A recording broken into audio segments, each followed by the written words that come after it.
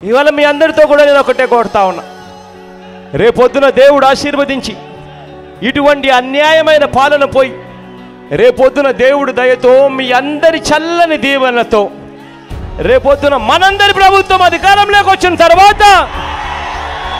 ఆ పొదుపు సంఘంలో ఉన్న ప్రతి అక్క కోసము చెప్తున్నాను, ప్రతి చెల్లెమ్మ కోసము చెప్తా ఉన్నాను, ఎన్నికల నాటి వరకు మీకు ఎంతైతే పొదుపు సంఘాల్లో అప్పులు ఉంటాయో ఆ మొత్తం అప్పంతా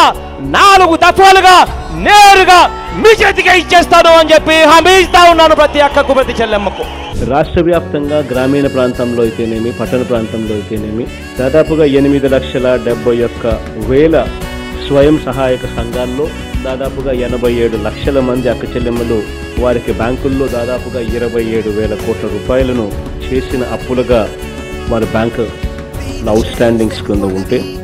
చెప్పిన ఈ మాట ప్రకారం 4 వాయిదాల్లో ఈ అక్క చెల్లెమ్మలకు వైఎస్ఆర్ ఆసరా పథకం ద్వారా 6,792 కోట్ల రూపాయలను